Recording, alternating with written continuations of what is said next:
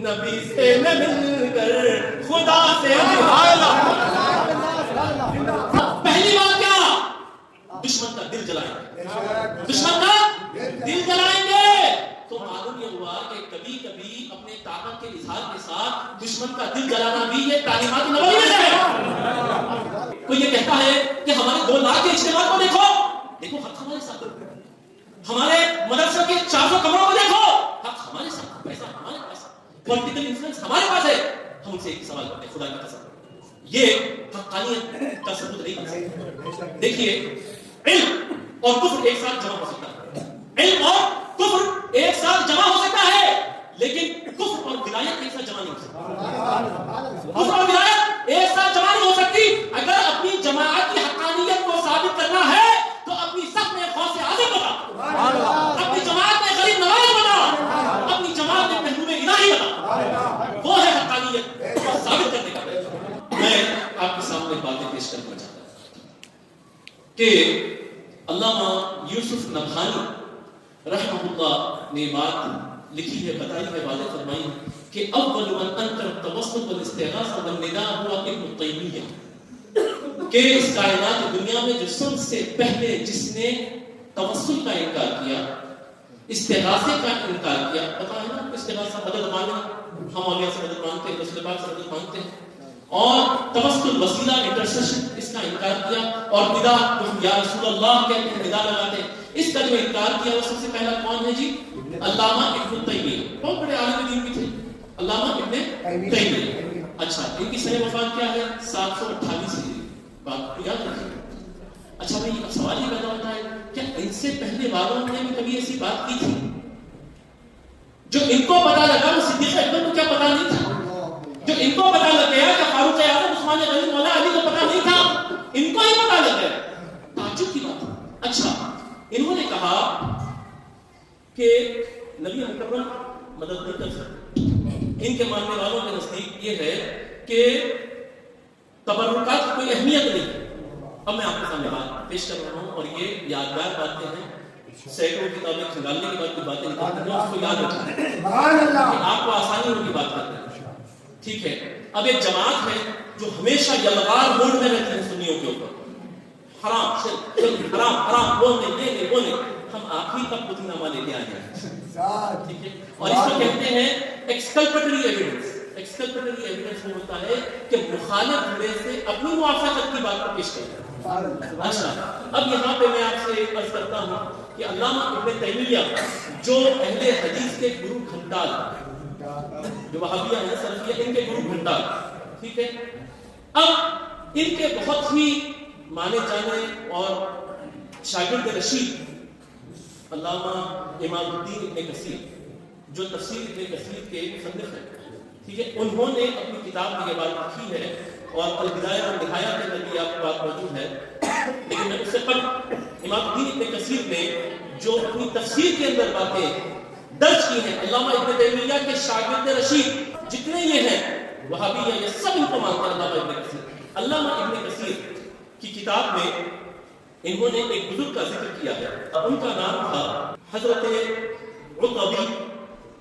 اچھا عتبی کون ہے؟ یہ انہم سا نام ہے، تو یہ حضرت عتبہ بن سفیان، ٹھیک ہے، رضی اللہ تعالیٰ، ان کا واقعہ آپ نے پیش کیا، اور یہاں پہ پیش کرنے کے بعد یعنی علامہ ابن تیمیہ وہ شخصیت ہے جس نے کہا کہ قبر نبی کی زیارت کی نیت کر کے نہیں جانا گناہ، سرکار کے قبر انور کی زیارت کی نیت سے جانا گناہ ہے، نہیں جا سکتے آپ، مسجد نبوی کی زیارت کی نیت سے جاؤ۔ جی ہم آپ سے پیش کر رہے ہیں علامہ ابن کثیر کون ہے؟ علامہ ابن تیمیہ کے خاص شخص، یعنی اس کو پھیلانے والے ابن کثیر صاحب۔ ابن کثیر اپنی تفسیر کے اندر یہ بات کو لکھتے ہیں اسی آیت کے تحت، وَلَوْ أَنَّهُمْ إِذْ ظَلَمُوا أَنفُسَهُمْ جَاءُوكَ کے تحت، اور آپ حضرت عتبی کے اس واقعے کو درس فرماتے ہیں۔ یہ تقریباً 255 یعنی 3 صدی ہجری کے بزرگ ہیں حضرت عتبی۔ اب حضرت عتبی رضی اللہ تعالیٰ سرکار پاک علیہ الصلوۃ والتسلیم کے پردہ فرما جانے کی ظاہری زندگی سے 250 سال 300 سال کے بعد سرکار کے قبر انور کے پاس بیٹھے ہوئے ہیں، کتاب ان کی، سرکار کی قبر انور کے پاس بیٹھنا ثابت ہو رہا ہے، ٹھیک ہے، تو نیت کیا کی گئی ہوگی جب سرکار کے قبر انور کے پاس گئے تو نیت کیا کی گئی؟ اب وہاں بیٹھے ہوئے ہیں، بیٹھنے کے بعد دیکھتے ہیں کہ ایک اعرابی آ جاتا ہے، ایک دیہاتی آتا ہے، اور آنے کے بعد یہ کہتا ہے یا رسول اللہ، اللہ نے ہمیں کہا ہے کہ آپ کے پاس آئے اور اپنے گناہوں کی مغفرت اللہ کی بارگاہ میں طلب کرے اور آپ ہماری سفارش کریں۔ میں آپ سے عرض گزار ہوں کہ آپ میری سفارش کیجیے کہ اللہ مجھے بخش کرے۔ اور پھر اس نے بے شمار اشعار پڑھے۔ حضرت قرطبی رضی اللہ تعالیٰ عنہ فرماتے ہیں، جسے ابن کثیر نے لکھا ہے اپنی تفسیر کے اندر، انہوں نے فرمایا کہ اچانک سے وہ چلا جاتا اور جیسے جاتا ہے مجھ پہ نیند کا غلبہ آتا ہے، اور جیسے نیند کا غلبہ آتا ہے رسول پاک علیہ الصلوۃ والتسلیم خواب میں تشریف لاتے ہیں اور آگے ارشاد فرماتے ہیں اللہ اکبر، یا عتبی الحق الاعرابی فبشرہ ان اللہ قد غفر لہ۔ اے عتبی اٹھ، دوڑ لگا، جا کے اس دیہاتی کو پکڑ اور اس کو یہ بشارت سنا کہ اس کے تمام اگلے پچھلے گناہ معاف کر دیے۔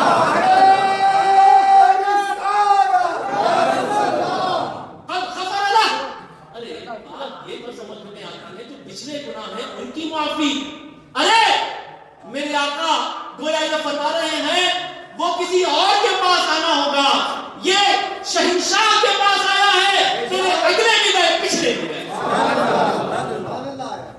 لکھنے والے کون؟ اہل الحدیث کے امام، کون جی؟ نام بولیے، اہل الحدیث کے امام، ہم تو انہی کی بات سنا رہا ہیں۔ اچھی بات، اس کے بعد میں آپ سے عرض کرتا ہوں البحر المحیط تفسیر ہے، اور یہ حضرت ابو حیان اندلوسی غراتی انہوں نے اس بات کے اندر لکھا۔ یہ تھا تقریباً 30ویں صدی ہجری کا واقعہ۔ آپ لوگ بور ہو رہے ہیں تو میں بات ختم کرتا ہوں۔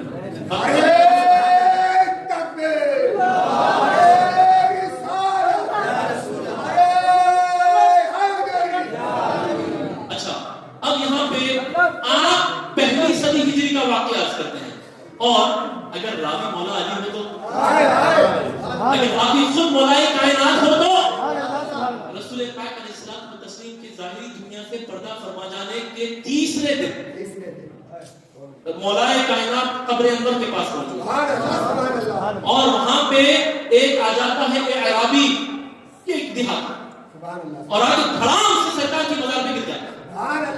ارے بچہ جب پریشان ہوتا ماں کے گود میں گر جاتا نا، دھڑام سے سبحان اللہ، محمد بھی تو اپنے آقا کے قدموں پہ گر جاتا نا دھڑام سے، اور اس نے مٹی لی اور اپنے منہ پہ ڈالی سرکار۔ یہ جو آپ خاک طیبہ لیے پھرتے ہو، یہ ثابت شدہ چیز ہے صحابہ کے زمانے سے۔ مٹی ڈالی اپنے سر پہ اور اس نے فرمایا ہم نے اپنی جان پہ ظلم کیا ہے یا رسول اللہ، ہم کو معافی دلائیے، ہم آئے ہیں آپ کے پاس۔ اللہ نے فرمایا ہے قرآن میں آپ کے پاس آنا ہے، وہ سرکار سے لال کرتا ہے۔ اللہ اکبر، ریسپانسو ایٹیٹیوڈ بھی تو دیکھو سرکار۔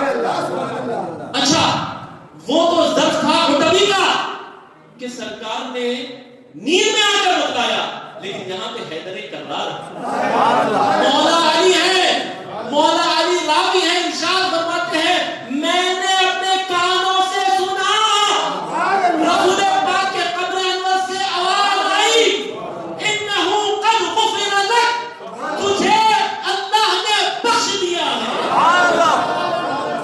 نعرہ تکبیر،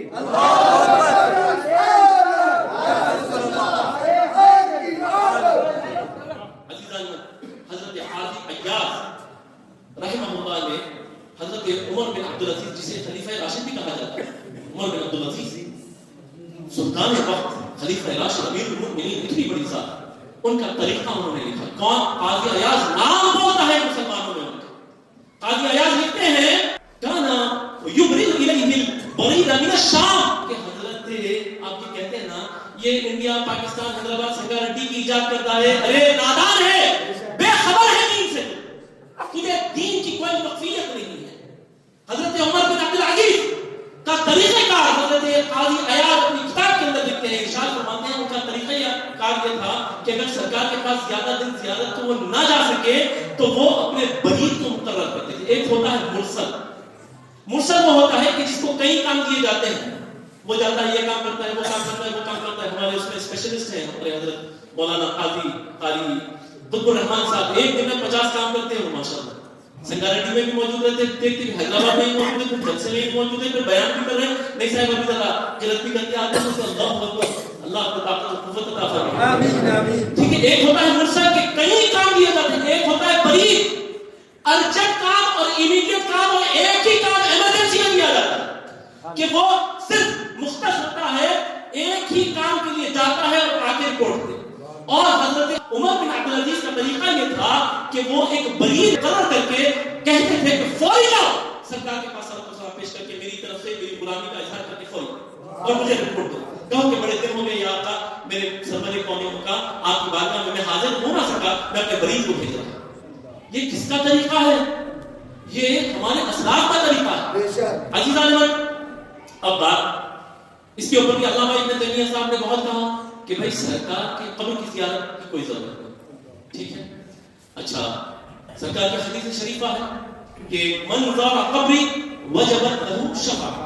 سبھی علماء دانشوران قوم ملا سب جانتے ہیں کہ جس نے میرے قبر کی زیارت کی اس کے لیے میری شفاعت واجب ہوگی. واجب ہوگی. ٹھیک ہے، اچھا بات سمجھ میں یہ نہیں آئی کہ سرکار نے اتنی شدت کے ساتھ کیوں فرمایا.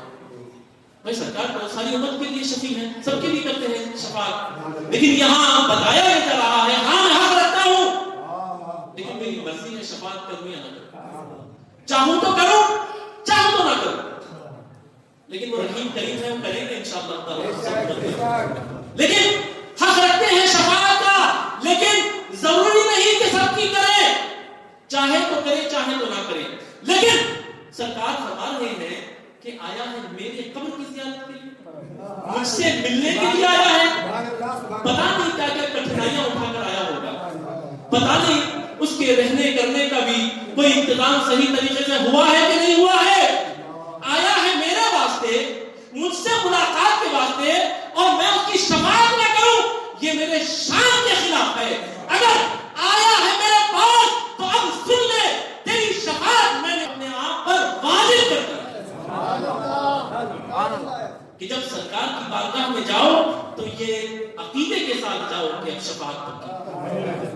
سرکار سے گفتگو کے لیے جاتا ہے، وجبت لہ شفاعتی، پتہ نہیں کریں گے نہیں، لیکن قبر کی زیارت کی نیت سے جاؤ گے تو سرکار فرماتے آیا ہے میرے پاس، میرے شان کے خلاف ہے تجھے ایسے لوٹا، تیری شفاعت مجھ پہ پائے، میں تیرے لیے شفیع بن کر ظاہر ہو جاؤں گا. اللہ اکبر. کہنے والے نے بہت خوب کہا ہے، ڈھونڈا ہی کریں گے صدر قیامت کے سپاہی، وہ کس کو ملے جو تیرے دامن میں چھپا ہو. اللہ اکبر. عزیزان، سرکار پاک علیہ الصلوۃ والتسلیم کو جب شیبہ ابی طالب کے اندر محصور کر دیا گیا تھا، بائیکاٹ کر دیا گیا تھا، بڑا سخت زمانہ تھا. علماء کرام جانتے ہیں، حاجی حضرات جانتے ہیں کہ وداعی طواف سے پہلے مناسک حج کے اندر مینا کے بعد جب آپ جاتے ہیں تو محصب ایک مقام ہے، وادی محصب. ٹھیک ہے، اب وہاں پہ رکنے کا کہا گیا، وہاں جا کے صرف ٹھہرنا ہے. صرف کیا کرنا ہے؟ ٹھہر جاتا ہے. کوئی عبادت کرنے نہیں، کوئی ضرورت نہیں ہے عبادت، کوئی ذکر کرنا ہے نہیں، کوئی نمازیں پڑھنا ہے نہیں، کرنا ہے صرف ٹھہرنا ہے. اس کے پیچھے کا پس منظر کیا ہے؟ تو بات یہ تھی کہ جب سرکار پاک علیہ الصلوۃ والتسلیم کو اس طریقے سے شیبہ ابی طالب کے اندر بائیکاٹ کر دیا گیا تھا، کفار یہ چاہتے تھے کہ مکے کے اندر اپنی طاقت کا اظہار مسلمانوں کے سامنے کریں، لیکن مکے میں جگہ اتنی نہیں تھی. تو وادی محصب میں جا کے یہ کھڑے ہو جاتے اور جانے کے بعد مسلمانوں کے سامنے یہ بات کو باور کرانا چاہتے کہ دیکھو ہماری جماعت کتنی بڑی ہے، کتنی کثیر تعداد ہے، کتنا بڑا لشکر ہے. جب باری آئی آقا و مولا کی فتح مکے کے بعد، میرے آقا نے فرمایا اب وقت آ گیا ہے جہاں پہ کفار نے آ کے ہمیں للکارا تھا، اب وہاں ہم بھی قیام کریں گے. پہلی بات کیا؟ دشمن کا دل جلائیں گے، دشمن کا دل جلائیں گے. تو معلوم یہ ہوا کہ کبھی کبھی اپنے طاقت کے اظہار کے ساتھ دشمن کا دل جلانا بھی یہ تعلیمات نبوی میں سے ہے. جب وقت آیا تو سرکار نے فرمایا اب اپنی طاقت کا اظہار. تو معلوم یہ ہوا کہ مسلمانوں کو عزم ساتھ رہنا ہے. کوئی بڑی جماعتوں کو, بڑے تعداد کو دیکھ کے پریشان نہیں ہونا, وقت آئے گا. اور قرآن پاک میں کہا گیا ہے چھوٹی چھوٹی جماعتیں بڑی بڑی جماعتوں پہ غالب آ جاتی ہیں اللہ کی مدد سے. عزیزان, اب کوئی یہ کہتا ہے کہ ہمارے 2 لاکھ کے اجتماع کو دیکھو, دیکھو حق ہمارے ساتھ, ہمارے مدرسوں کے 400 کمروں کو دیکھو, حق ہمارے ساتھ, پیسہ ہمارے پاس, پولیٹیکل انفلوئنس ہمارے پاس ہے. ہم ان سے ایک سوال کرتے ہیں, خدا کی قسم یہ حقانیت کا ثبوت نہیں بن سکتا. دیکھیے, علم اور کفر ایک ساتھ جمع ہو سکتا ہے, علم اور کفر ایک ساتھ جمع ہو سکتا ہے, لیکن کفر اور ولایت ایک ساتھ جمع نہیں ہو سکتی. کفر اور ولایت ایک ساتھ جمع نہیں ہو سکتی. اگر اپنی جماعت کی حقانیت کو ثابت کرنا ہے تو اپنی صف میں غوث اعظم بتا, اپنی جماعت میں غریب نواز بتا, اپنی جماعت میں محبوب الہی بتا. وہ ہے حقانیت کو ثابت کرنے کا پریشان. عزیزان من, یہاں پہ حضرت علامہ بدر الدین عینی اپنی کتاب کے اندر واضح فرماتے ہیں کہ کوئی بات بھی اور نہیں تھی سرکار کی اس کے علاوہ کہ صرف مسلمانوں کی طاقت کا اظہار کرے اس مقام کے اوپر قیام کر کے اور دشمنوں کا دل جلائے. اللہ عزیزان, وقت ہو گیا ہے, میں بات ختم کر لیتا ہوں, کیا شاید وہ کوٹ بھی ہے. اللہ تبارک و تعالیٰ ہم سب کا حامی و ناصر ہو. میں مضمون کو سارا سمیٹ کے آپ کے سامنے بس ایک بات کر دیتا ہوں. حدیث شریفہ کے اندر ہے سرکار پاک علیہ الصلوۃ والتسلیم نے ارشاد فرمایا ہے ان والله ما اخاف عليكم ان تشركوا بعدي ولكن اخاف عليكم ان تتنافسوا فيها, کہ مجھے خدا کی عزت و جلال کی قسم ہے کہ مجھے اس بات کا ڈر نہیں ہے کہ میرے بعد میری امت شرک میں پڑ جائے, لیکن اس بات کا خدشہ ہے کہ وہ ایک دوسرے سے ریس کرے گی, مقابلہ کرے گی. آپ دیکھیں آج کل یہی حال ہے, لیکن سرکار فرمائے میرے بعد میری امت شرک میں نہیں پڑے گی. مجھے اس بات کا اعتماد ہے, تجھے پریشانی لگی تھی, تو ہمارا لگتا کون ہے؟ جو ہمارے لگتے ہیں انہوں نے کہہ دیا کہ مجھے یہ فکر نہیں ہے کہ شرک میں پڑیں گے. تو لگتا کون ہے جو تیری بات مانے؟ نہیں, امت شرک میں پڑ جائے, شرک میں پڑ جائے. جو امت کا بانی ہے وہ کہہ رہا ہے شرک میں نہیں پڑے گی. اور پھر دوسری حدیث کے اندر صحیح سند کے ساتھ بات موجود ہے. سرکار پاک علیہ الصلوۃ والتسلیم نے ارشاد فرمایا ان سخا منه ونبذ وراء ظهري وسعى على جاره بالسيف ورماه بالشرك قلت يا نبي الله ايما اولى بالشرك الرامي او مرمي قال والرامي. سرکار نے فرمایا ایک زمانہ آئے گا میرے بعد کچھ لوگ ایسے آئیں گے قرب قیامت کہ وہ جب قرآن پڑھیں گے تو ان کے حلق سے نہیں اترے. ہاں, اور ان کے یہ دوسری حدیث میں اس کا مجموعہ آپ کو بتا دے رہا ہوں. یہ بتایا کہ ان کے سروں پہ گٹھے ہوں گے, ان کے چہروں کو دیکھیں گے اور ان کی عبادتوں کو دیکھیں گے. چہرے کو نہیں, عبادت کو دیکھیں گے. چہرے کو ہوتا ہو تو بڑے خوفناک ہوگا. ان کی عبادتوں کو دیکھیں گے, ان کے عمل کو دیکھیں گے تو تمہیں اپنے اعمال انتہائی حقیر نظر آئیں گے, لیکن سرکار نے فرمایا ان کے حلق سے ایمان نہیں اترے. اور فرماتے ہیں کہ وہ تلوار اٹھا کر ہر اپنے مسلمان بھائی کو مشرک مشرک مشرک مشرک مشرک کہتے ہیں. شرک شرک شرک شرک شرک. اب یہاں پر صحابہ کرام نے عرض کی قلت یا نبی اللہ ایما اولی بالشرک الرامی او مرمی, کہ یہ جو کہہ رہا ہوگا یا رسول اللہ شرک شرک شرک شرک شرک وہ حقیقت میں مشرک ہوگا, یا جس پہ یہ بہتان لگایا جا رہا ہوگا, ایلیگیشن لگایا جا رہا ہوگا, وہ مشرک ہوگا. سرکار نے فرمایا یہ جو شرک کے نعرے باز ہیں نا یہی جب حقیقت میں مشرک ہوں گے.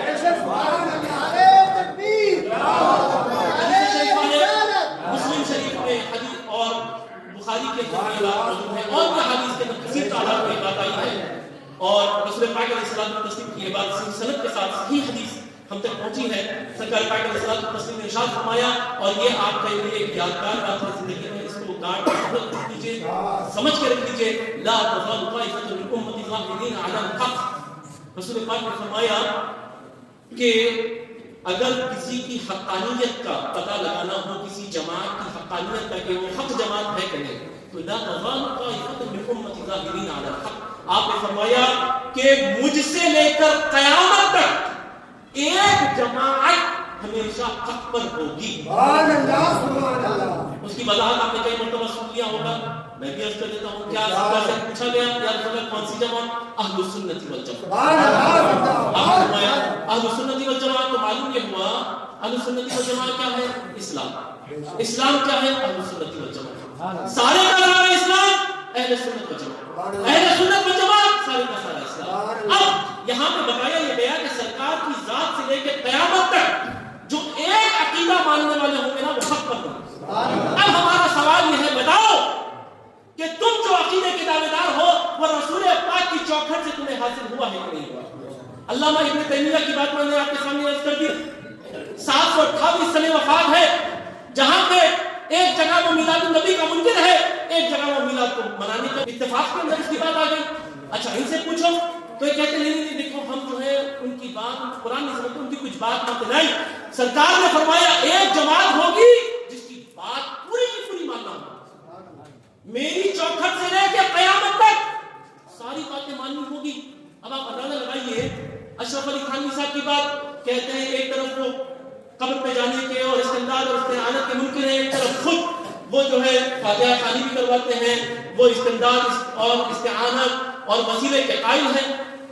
تو اب بات یہ ہے کہ ہمیں وہ عقیدہ بتاؤ جو 1450 سال پرانا، وہ نہیں جو 150 سال پہ کٹ جائے، وہ نہیں جو 100 سال پہ کٹ جائے، وہ نہیں جو 300 سال پہ کٹ جائے، وہ بتاؤ جو 1450 سال سے ہم کو ملتا ہے۔